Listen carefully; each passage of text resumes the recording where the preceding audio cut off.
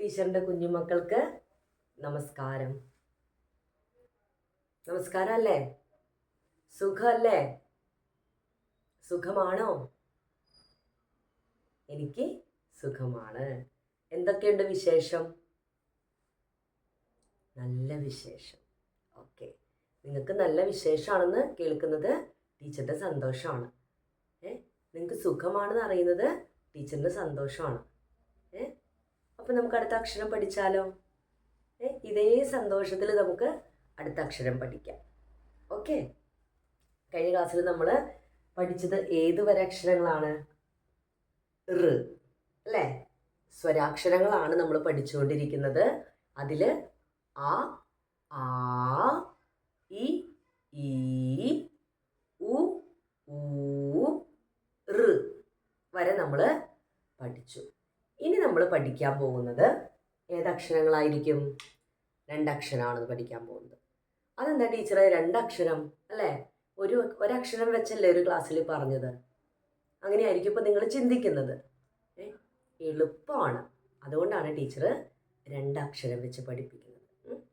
ഒരക്ഷരം പഠിച്ചാൽ മറ്റേ അക്ഷരം പഠിക്കാനായിട്ട് എളുപ്പമുള്ളത് കൊണ്ടാണ്, അതിനോട് സാമ്യമുള്ള, പഠിക്കുന്ന ആദ്യത്തെ ഒരക്ഷരത്തോട് സാമ്യമുള്ളതായതുകൊണ്ടും നിങ്ങൾക്ക് പഠിക്കാനും എഴുതാനും എളുപ്പമുള്ളത് കൊണ്ടുമാണ് ടീച്ചർ ഈ ക്ലാസ്സിൽ രണ്ടക്ഷരം പഠിപ്പിക്കുന്നത്.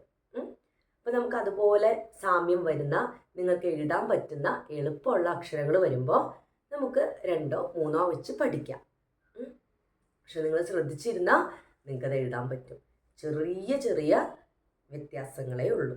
ഓക്കെ ഓക്കെ, പഠിക്കാം. അപ്പം ശ്രദ്ധിക്കുക. ആ, ആ, ഇ, ഈ, ഉ, ഊ, ഋ വരെ നമ്മൾ പഠിച്ചു. അടുത്തത് പഠിക്കാൻ പോകുന്ന രണ്ടക്ഷരം എ, ഏ. ഏത് രണ്ടെണ്ണമാണ്? എ, ഏ. ഓക്കെ, ശ്രദ്ധിച്ചിരിക്കുക. ടീച്ചർ എഴുതാം കേട്ടോ.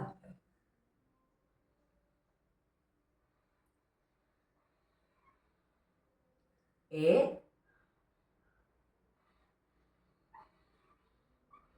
ഏ. കണ്ടോ? ടീച്ചർ ഇങ്ങനെ പെട്ടെന്ന് എഴുതി പോയാൽ ഞങ്ങൾക്കൊന്നും കിട്ടില്ല ടീച്ചറെ.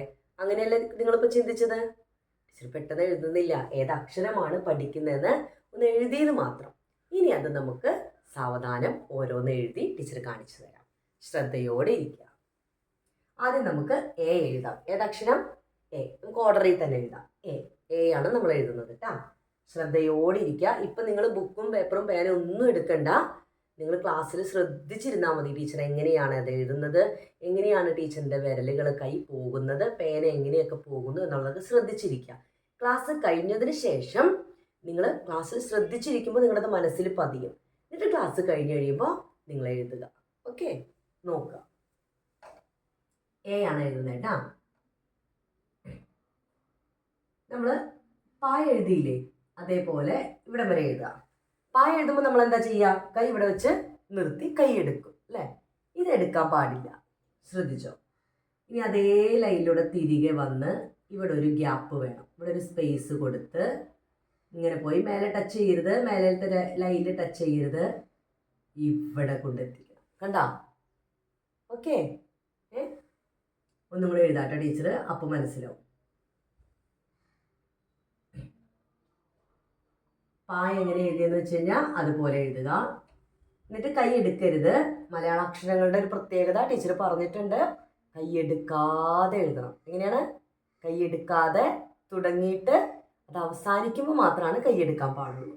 അതേ ലൈനിലൂടെ താഴേക്ക് പോരുക. എന്നിട്ട് ഇവിടെ ചെറിയൊരു കണ്ടോ സ്പേസ് കണ്ടോ? ഇവിടെ ചെറിയൊരു സ്പേസ് കണ്ടോ? ഇങ്ങനെ എടുക്കുക, ടച്ച് ചെയ്യരുത്, ഇവിടെ വന്നിട്ട് അവസാനിപ്പിക്കുക. മനസ്സിലായോ? ഒന്നുകൂടെ കാണിച്ചു തരാം ടീച്ചർ.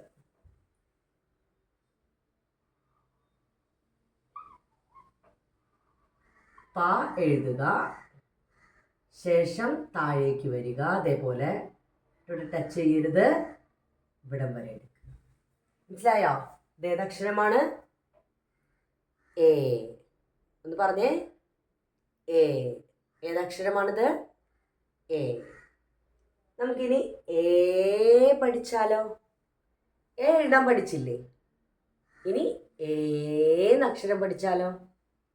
എ ഒന്നും കൂടെ എഴുതണോ? എ ഒന്നും കൂടെ ടീച്ചർ എഴുതി കാണിക്കണോ?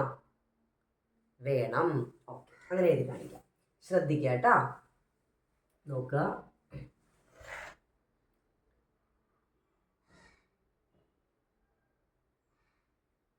ഉണ്ടാവും. പാ നമ്മൾ എഴുതി. കൈ എടുക്കരുത്. അതേ ലൈനിലൂടെ തന്നെ താഴേക്ക് വരിക. എന്നിട്ട് ഇവിടെ ചെറിയൊരു സ്പേസ് കൊടുത്ത് പിന്നെ നമ്മൾ റാ എഴുതുന്ന പോലെ എഴുതി ഇവിടെ കൊണ്ടുവന്ന് അവസാനിപ്പിക്കും. കണ്ട, ഇതാണ് എ. ഏതക്ഷരമാണിത്? എ. കിട്ടിയില്ലേ? ഇപ്പൊ ഓക്കെ ആയില്ലേ? ഓക്കെ, ഇനി നമുക്ക് അടുത്ത അക്ഷരത്തിലേക്ക് പോകാം. എ. ഏതാണ് അക്ഷരം? എ. ശ്രദ്ധിക്കാട്ടോ. എളുപ്പമാണ്, ടീച്ചർ പറഞ്ഞു, അതുകൊണ്ടാണ് 2 അക്ഷരം പഠിപ്പിക്കുന്നത്. ഓക്കെ, നോക്കുക.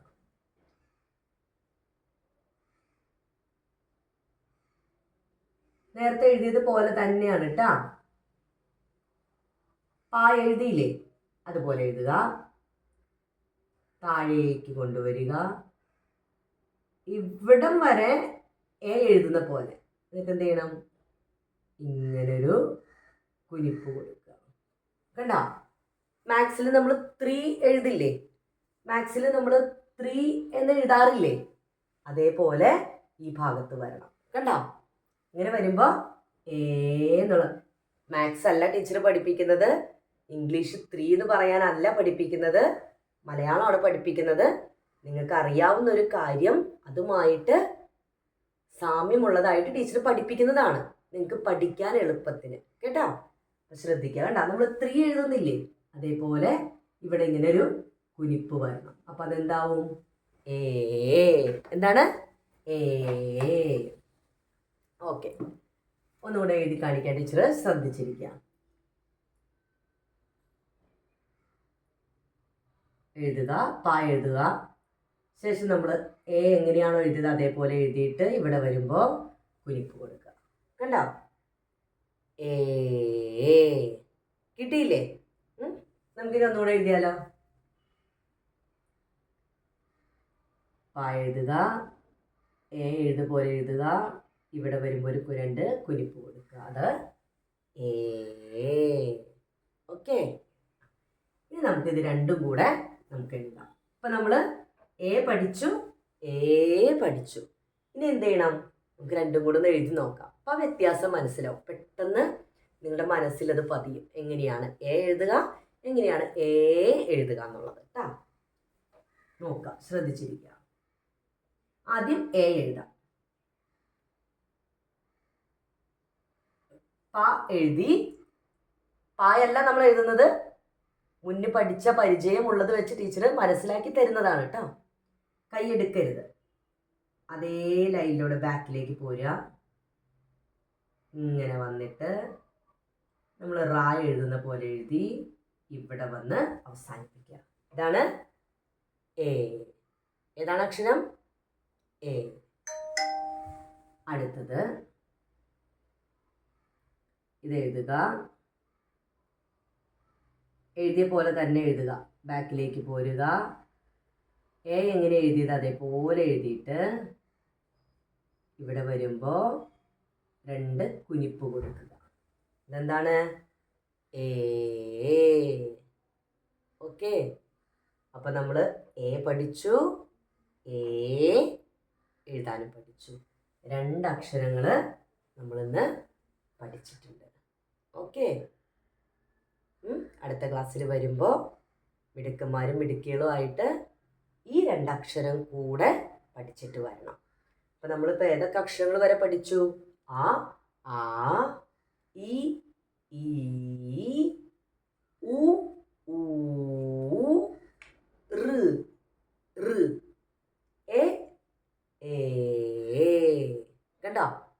അവിടം വരെ നമ്മൾ പഠിച്ചിട്ടുണ്ട്. മനസ്സിൽ പതിയണം. പഠിച്ച കാര്യങ്ങൾ മനസ്സിൽ പതിയണം. എന്നാലാണ് നമുക്ക് അക്ഷരങ്ങളൊക്കെ പഠിച്ചു കഴിയുമ്പോൾ വാക്കുകളൊക്കെ വായിക്കാനായിട്ട് ഒരുമിച്ച് വായിക്കാൻ നമുക്ക് പറ്റുള്ളൂ. ടീച്ചറിൻ്റെ കുട്ടികൾ നല്ല കുട്ടികളാണെന്ന് ടീച്ചറിന് അറിയാം. അതുകൊണ്ട് പഠിച്ചിട്ട് വരിക, ഉറക്കെ പറഞ്ഞ് എഴുതി പഠിക്കുക. അടുത്ത ക്ലാസ്സിൽ കാണാം. ശുഭദിനം.